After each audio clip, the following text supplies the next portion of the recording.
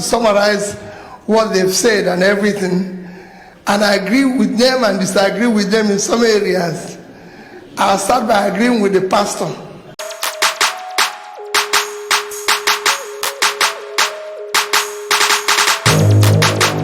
Guys, what I'm going to be telling you today is what led to Reverend Father Mbaka calling Peter Obi a stingy man. Recall, guys, that for some time now, these past days, if you notice, it has been trending on the internet about Peter Obi and Reverend Father Mbaka, of which Reverend Father Mbaka was saying that Peter Obi cannot become the president of Nigeria because he is a very stingy man. In this video, I am going to be showing you what led to Reverend Father Mbaka to be calling Peter Obi a stingy man. So guys, I had a lot of comments in the last video we made about Reverend Father Mbaka and Peter Obi. So before you make any comment, guys, please try to know the point I am making. Try to understand where I'm coming from. Also, try to know where I am going. Now, notice and recall that in Nigeria, religion has become something that most of us are being enslaved to. That whatever the person we call our man of God says, whether it is right or wrong, we tend to follow the words they say, without considering if what they say is true, is upright, is fair, or it is normal. All what we just blind ourselves to do is to follow what they say. So guys, now I am uploading the first video where Peter Obi visited Reverend Father Mbaka Church and he was asked to make a donation. But Peter Obi said, "Father, show me a site and let's discuss how it will be. I will pay half of the project and you will pay the remaining part of the project." And Reverend Father Mbaka made it known to him that he should make a vow. But Peter Obi refused to make a vow. If I'm saying it, it will look as if I am defending one of them. So let me drop the video for you guys. Please watch this video. Then I will take you to the reply of Peter Obi where he responded to Reverend Father Mbaka.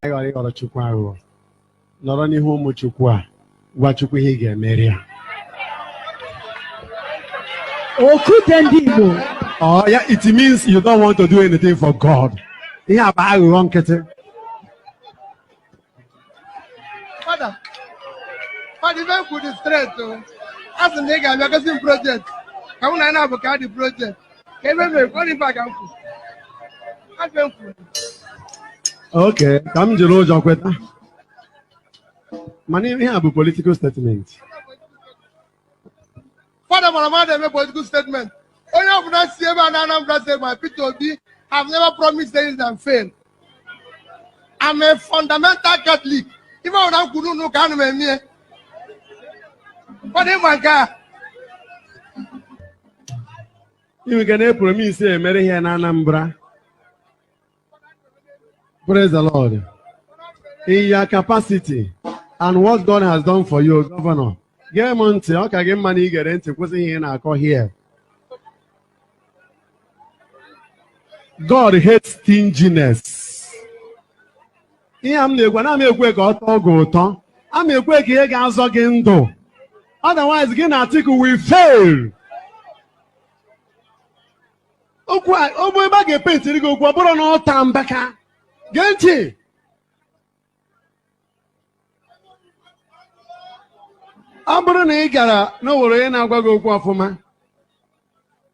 You can save your political destiny. 2019, election.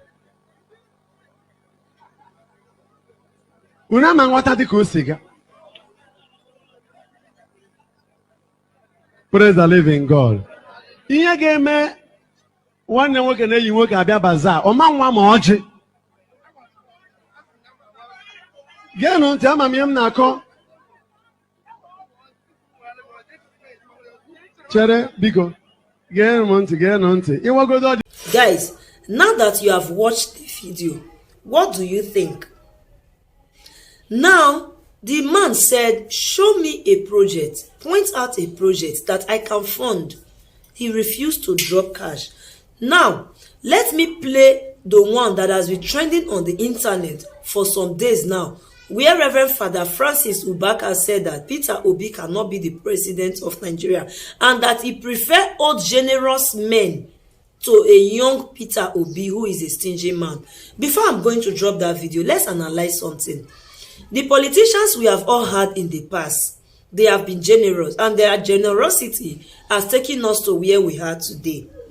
No doubt we are all Nigeria. Let's not try to point anything black, red, blue, or green.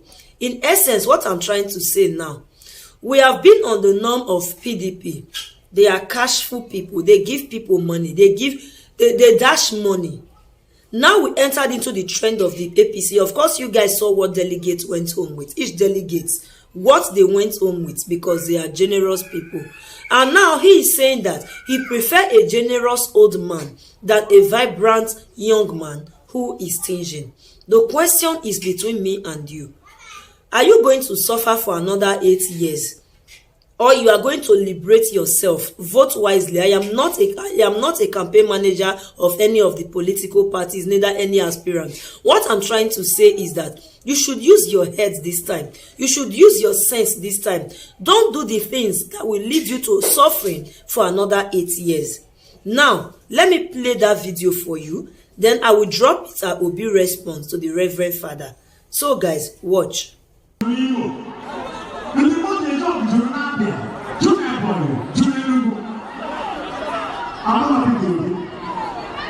stingy man cannot be our president.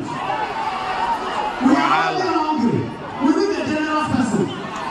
Nigerians are hungry. Are we not hungry? Wahala. Oh. Wow. At the end of that, okay, guys, I want to leave it now for you to judge yourself.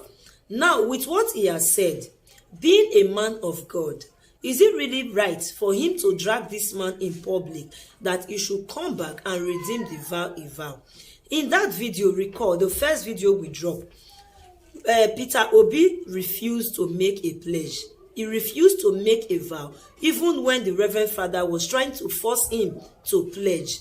The only thing he keeps saying is, name the project. Drop a project. Give me a project that I can finance. He refused to make any more vow. And now he has come up with this. So guys, let me drop another video. Okay, before we drop that video, I want you all to know something today. That the Nigeria we are now, we all contributed to the dimension in which we are all going. It is the right time for us to either make it right or to keep going in the wrong direction.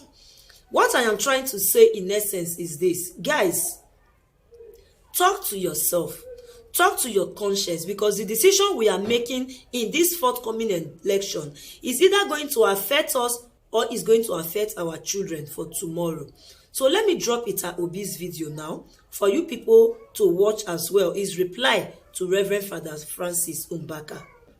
So guys, now that you have all watched the video, before Commenter Association of Nigeria come and be dragging me in the comment section, please rewatch the video again to know where we are coming from and where we are going to. With these things that he has bagged from himself, with these things you have seen on how he handled Anambra State, and with what he has done so far, it is in your hands to judge, and it is your own conscience you have to use to vote, because it is your franchise, it is your vote. And now, so many persons keep saying that vote don't count in Nigeria. Who tell you your vote do not count? If your vote do not count in Nigeria, why do you think those politicians will come to you and tell you, take 5,000 naira and vote for PDP, take 10,000 naira and vote for APC? They are just using your head that your vote don't count. Let me educate you on another thing you don't know today. And in another video, I am going to be educating you on how to protect your rights, which is your vote, on how to protect your vote. No, don't just vote and go home. No, you don't do that. After voting, you wait for your vote to be counted. You wait for your result in that polling unit to be declared. You have to know how many votes each aspirant or each candidate or each party got in that election, so that when the general results are being published, it is your right now to be able to contest it, that this is not what my polling unit got during the election. So it is your right to do that. And you also have the right to snap the result sheet in order for you to have an evidence that your vote counted or your vote did not count. Guys, remember to subscribe to this news channel, because we will be giving you and bringing different news like this to you. Don't forget to hit the like button. Don't forget to subscribe, and don't forget to turn on your notification bell. We'll see you again in our next video. Bye. Is somebody who gives you. Yeah, they say you're stingy. That's another one they've been saying. No. Because I'm bringing everything to the fore, so you address all this issue. They say you are stingy. You know, there's a talk about, they give shishi and things. Did you read what Bianca wrote? Yes. Go and read it. It's a true story. I've given away more money than all these who give away money. What I don't do is that I have allergy for money being wrongly spent, public or private. I don't spend money carelessly. I spend it for what it is used. And people can see it. And it has nothing to do with anybody. It has to do with my own, even my family. Everybody knows. If you call my wife today, will tell you, Peter will not buy this. Peter will not do this. Peter will not do this. You know, I have a young man who traveled to Rwanda this morning. I was supposed to travel with him, but I had to cancel because of it. I had to travel this. He was going to travel today, and he said to me, "Oga, I booked your hotel in so and so place, but they said it's $1,500 a night." I said, "No way! I'm only just paying to sleep. How can you do anything like that? Where are you staying?" He told me he's staying in a hotel where he's paying $250, $300. I said, "Is it not bed that they have there?" He said, "Bed." I said, "So am I going to? So why will I pay 5 times more for the same thing you're going to sleep? Is it not the same?" And it's a good hotel. And so I don't. Money is meant to be used for something that is useful, not for any other thing. You read Bianca's thing, how I got to America. We were going for dinner. He asked me, that he took me to a place, nice, is my wife of my boss, so I see her as my mother. So he took me to a shop like the mother would take his son. And when he got there, the wife of my leader. And when I got there, we saw a suit for $300,800. To summarize what they've said and everything, and I agree with them and disagree with them in some areas. I'll start by agreeing with the pastor. When you go to church, your conversation is between you and God, not the pastor. The pastor is just a figure. Just ignore him. I have had problems with so many pastors and priests and everybody, especially when I go to church and they want to turn it into a luncheon. And I'll tell them, the day of luncheon, invite me. Today is for prayers. And I've come here to pray, not turn it into a church. And I agree with the Senate President when he talked about issue of creating an enabling environment. The conversation here is that, why do I want to participate in this? For me, this is not about bringing back or attracting foreign investors. I don't believe in foreign investors. I said any day I have opportunity when I was in office. Every country, the first people you need to attract is the local investors. Once the local investors are making profit and doing well and things are booming, the foreign one will come. If they are conducive. So you are a local investor, you're not even foreign. It's your country. Other people have built their country. So the conversation will always revolve around our telling ourselves the truth. How do we build our country? How do we make it work? And you are a major, major part of this building. When the Senate President talks about building an enabling environment, he was being diplomatic because he didn't want to say it, that there's a problem already because there's a foundation. I spoke to my dear sister outside and I said to her, well, listen, and I'm very happy that people in government are here because it's wonderful. Ordinarily, that shows their commitment, and I must thank you, Ambassador, Consul General, our dear sister. Why am I thanking you? Usually what you get is that you go to a conference, the people in government stay for a few minutes and walk away. And you've been here since the morning. That means you're serious and you want to, be able to convert something back home. For you that are here, and my own advice is that when you see government people here or people like me who are politicians, tell us what you want home. So we can go and implement it and you can come back.